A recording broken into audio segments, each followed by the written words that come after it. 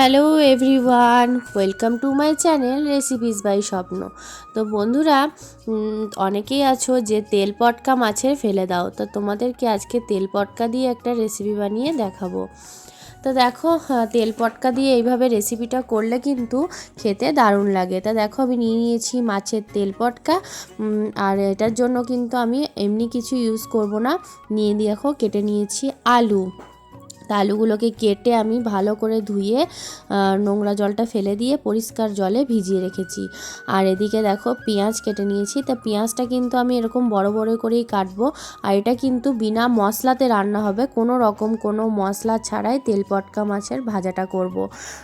তা দেখো, শুধু লাগছে কাঁচা লঙ্কা আর কাঁচা পেঁয়াজ।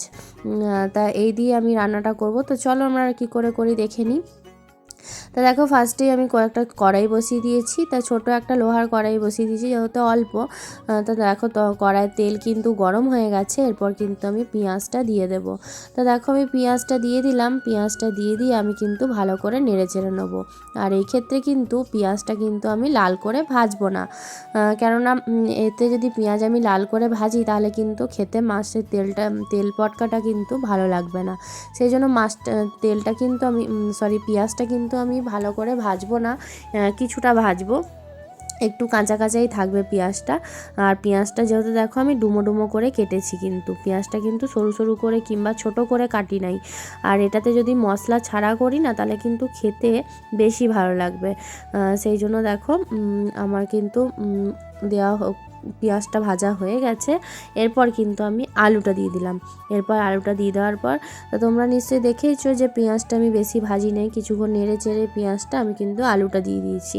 তোমরা আলু পেঁয়াজ সব একসাথেও দিয়ে দিতে পারো, কোনো অসুবিধা নেই।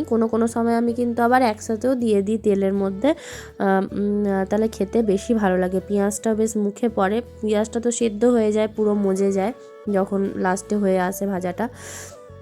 তো এইভাবে দেখো, আমি কিন্তু ভালো করে কিন্তু নাড়াচাড়া করে নেব, মানে ভালো করে। এরপর আলু পেঁয়াজটা কিন্তু ভাজবো, এরপরে ভাজবো। এর আগে কিন্তু আমি ভালো করে অত পেঁয়াজটা ভাজি নাই। তো দেখো, আমার আলুটা কিন্তু এদিকে ভাজা হচ্ছে। তো এইভাবেই কিন্তু তোমরা আলুটাকে ভেজে নেবে।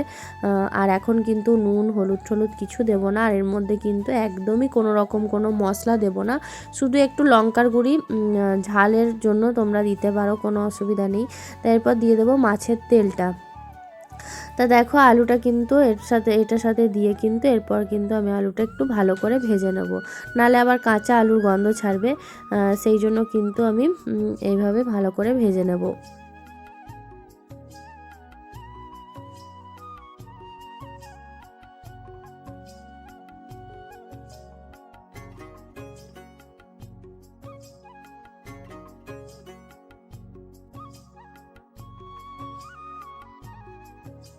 তো দেখো, আমার মাছটাকে আলু পেঁয়াজগুলো ভাজা হয়ে গেছে। এরপর কিন্তু আমি দিয়ে দেব স্বাদ অনুযায়ী নুন। তো দেখো, আমি নুনটা দিয়ে দিলাম।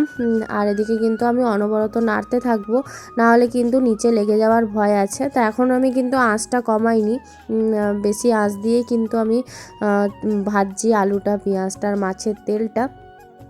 তো এরপরে দিয়ে দেবো আমি একটু লঙ্কার গুঁড়ি। তো তোমরা স্বাদ অনুযায়ী লঙ্কার গুঁড়ি দেবে, যদি না দিতে চাও তাহলে স্কিপ করতে পারো, কোনো অসুবিধা নেই। আর দিয়ে দেবো হলুদ গুঁড়ো, বাস। এরপর কিন্তু আমি আর কোনো রকম কোনো মশলা দেব না, বিনা মশলাতেই কিন্তু এটা জাস্ট ভাজা হবে। তা মশলা দেওয়া একটা আলাদা রকম টেস্ট লাগে, কিন্তু তোমরা এইভাবে ভেজে খেয়ে দেখবে, দারুণ লাগে। এর আর বেগুন দিয়েটাও কিন্তু একটু অন্যরকম টেস্ট লাগে।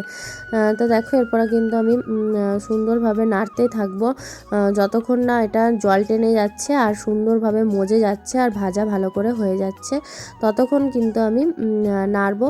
আর এরপরে কিন্তু আমি একবার ঢাকাও দিয়ে দেবো, নাহলে কিন্তু সেদ্ধ হবে না, সেই জন্য ঢাকা দিয়ে দেবো। ঢাকা দিয়ে আঁচটা একটু কমিয়ে দেবো। তা দেখো, আমি একটা প্লেটের সাহায্যে কিন্তু ঢেকে দিলাম। ঢেকে দেওয়ার পর আমি একটু আঁচটা কমিয়ে দিচ্ছি, গ্যাসের স্টিমটা কমিয়ে দেওয়ার পরে দেখো, আমি 10 মিনিট থেকে 15 মিনিট পর ফিরে আসলাম। তো দেখো, এদিকে কিন্তু আমার হয়ে গেছে ভাজাটা, হয়ে গেছে বলতে সেদ্ধ হয়ে গেছে। দেখো, নিচে একটু লেগে লেগে গেছে। আর আমি কিন্তু সেই অনবরত নাড়তেই থাকছি, কেননা না হলে নিচে বেশি লেগে যাবে। আর যদিও গ্যাসের স্টিম কমানো আছে, যে কোনো ভাজা করতে গেলে কিন্তু লো ফ্লেমেই ভাজতে হয়, তাহলে কিন্তু ভাজাটা খুব ভালো হয়। আর মা ঠাকুমাদের কাছ থেকে শেখা এটা আমার, যে লো ফ্লেমে ভাজলে জিনিসটা ভাজা ভালো হয়। যে কোনো বড়াই বলো, চাই যে কোনো ভাজাভাজি বলো, ভাজলে কিন্তু লো ফ্লেমে ভাজাটা বেশি ভালো হয়, তাড়াতাড়ি মজেও যায় আর জিনিসটা কিন্তু গোটা গোটাও থাকে, আর বড়াটা কিন্তু ভেতরে ভালোভাবে সেদ্ধ হয়ে যায় সেই জন্য। তা দেখো আমি এটা আমার কিন্তু এটা হয়ে এসেছে, আর বেশিক্ষণ লাগবে না এটা করতে। তা আলুগুলো দেখো আমি কাটলাম, তা আলুগুলো ভালো করে সিদ্ধ হয়ে গেছে।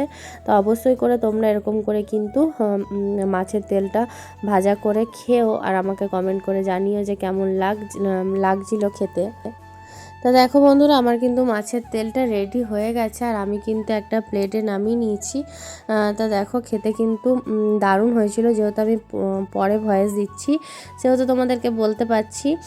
মাছের তেলটা এরকম করে তোমরা অবশ্যই বাড়িতে বানিয়ে খেও, আর কমেন্ট করে জানিও যে কেমন হয়েছে।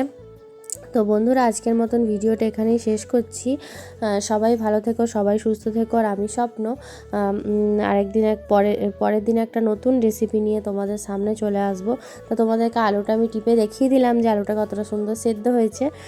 তা আজকের মতন ভিডিওটা এখানেই শেষ করছি। সবাই ভালো থেকো, সবাই সুস্থ থেকো, সবাই সবার পাশে থেকো। আমি পরের দিন একটা নতুন ব্লগে চলে আসবো। ততক্ষণের জন্য জয়গুরু সবাইকে টাটা।